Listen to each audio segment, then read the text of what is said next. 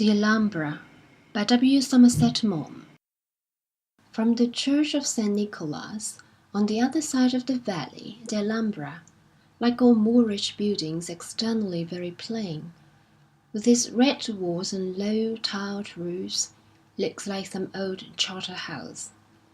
Encircled by the fresh green of the springtime, it lies along the summit of the hill with an infinite, more simple grace, dun and brown and deep red, and from the sultry wall on which I sat the elm trees and the poplars seemed very cool.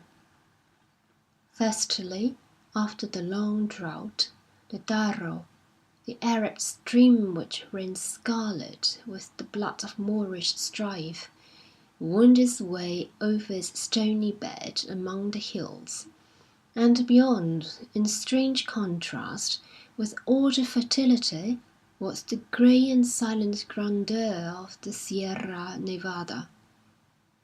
Few places can be more charming than a green wood in which stands the stronghold of the Moorish kings.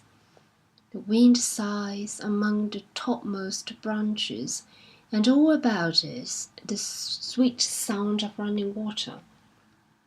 In spring the ground is carpeted with violets, and the heavy foliage gives an enchanting coldness. A massive gateway, flanked by watch-towers, forms the approach, but the actual entrance, offering no hint of the incredible magnificence within, is an insignificant door. But then you are immediately transported to a magic palace existing in some uncertain age of fancy, which does not seem the work of human hands, but rather of jinn, an enchanted dwelling of 7 lovely damsels. It is barely conceivable that historical persons inhabited such a place. At the same time, it explains the wonderful civilization of the Moors in Spain, with their fantastic battles, their songs and strange histories, and it brings the Arabian Nights into the bounds of sober reality. After he has seen the Alhambra, none can doubt the literal truth of the stories of Sinbad the sailor and of Hansen of Bassora. From the terrace that overlooks the city you enter the Court of Myrtles, a long pool of water with goldfish swimming to and fro, enclosed by myrtle hedges. At the ends are arcades, borne by marble columns with capitals of surpassing beauty. It is very quiet and very restful. The placid water gives an indescribable sensation of delight, and at the end mirrors the slender columns and the decorated arches, so that in reflection you see the entrance to a second palace, which is filled with mysterious, beautiful things. But in the Alhambra the imagination finds itself at last out of its depth. It cannot conjure up chambers more beautiful than the reality presents. It serves only to recall the old inhabitants to the deserted halls. The Moors continually used inscriptions with great effect, and there is one in this court which surpasses all others in its oriental imagery, in praise of Mohammed V. Thou givest safety from the breeze to the blades of grass, and inspirest terror in the very stars of heaven. When the shining stars quiver, it is through dread of thee, and when the grass of the field bends down, it is to give thee thanks. But it is the hall of the ambassadors which shows most fully the unparalleled splendour of Moorish decoration. It is a square room, very lofty, with alcoves on 3 sides, at the bottom of which are windows, and the walls are covered, from the dado of tiles to the roof, with the richest and most varied ornamentation. The Moorish workmen did not spare themselves nor economize their exuberant invention. One pattern follows another with infinite diversity. Even the alcoves, and there are 9, are covered each with different designs, so that the mind is bewildered by their graceful ingenuity. All kinds of geometrical figures are used, enlacing with graceful intricacy, intersetting, combining, and dissolving, conventional foliage and fruit, Arabic inscriptions.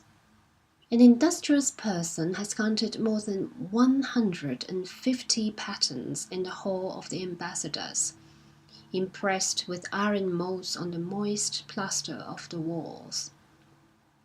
The roof is a low dome of larch wood, intricately carved, and inlaid with ivory and with mother of pearl.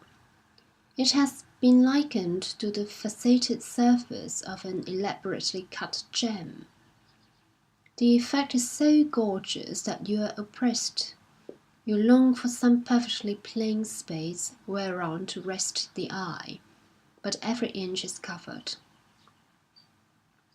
Now the walls have preserved only delicate tints of red and blue, pale wedgwood blues and faded terracottas, that make with the ivory of the plaster most exquisite harmonies. But to accord with the tiles, the brilliancy still undiminished, the colours must have been very bright.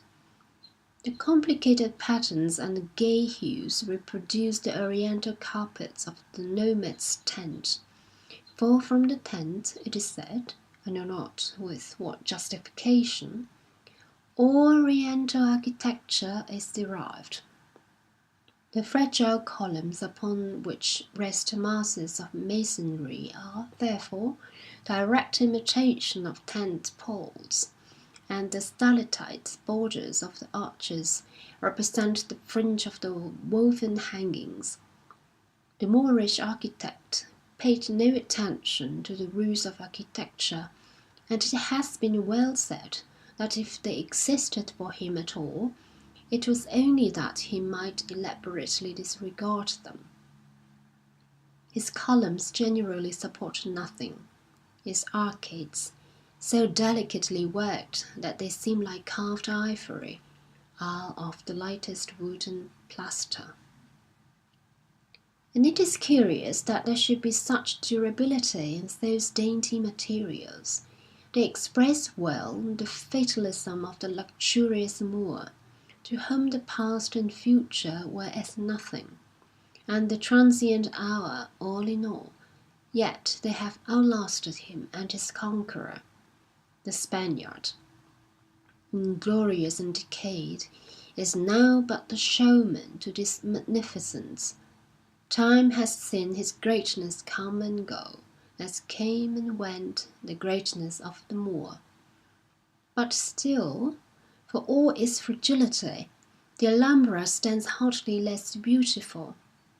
Travellers have always been astonished at the small size of the Alhambra, especially of the Court of Lions, for here, though the proportion is admirable, the scale is tiny. And many have supposed that the Moors were of less imposing physique than modern Europeans. The court is surrounded by exquisite little columns, singly, in twos, in threes, supporting horseshoe arches. And in the centre is that beautiful fountain, borne by 12 lions with bristly manes, standing very stiffly, whereon is the inscription, O thou who beholdest these lions crouching, fear not. Life is wanting to enable them to show their fury. Indeed, their surroundings have such a delicate and playful grace that it is hard to believe the Moors had any of our strenuous latter-day passions. Life must have been to them a masque rather than a tragic comedy, and whether they belong to sober history or no, those contests of which the curious may read in the lively pages of Gines Perecita, accord excellently with the fanciful environment. In the Alhambra, nothing seems more reasonable than those never-ending duels in which, for a lady's favour, gallant knights gave one another such blows that the air rang with them, such wounds that the ground was red with blood.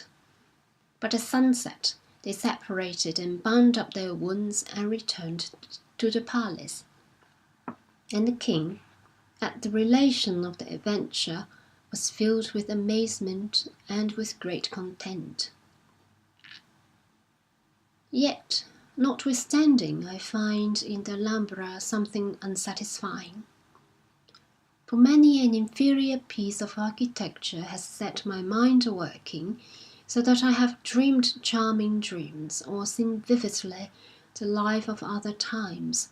But here, I know not why, my imagination helps me scarcely at all.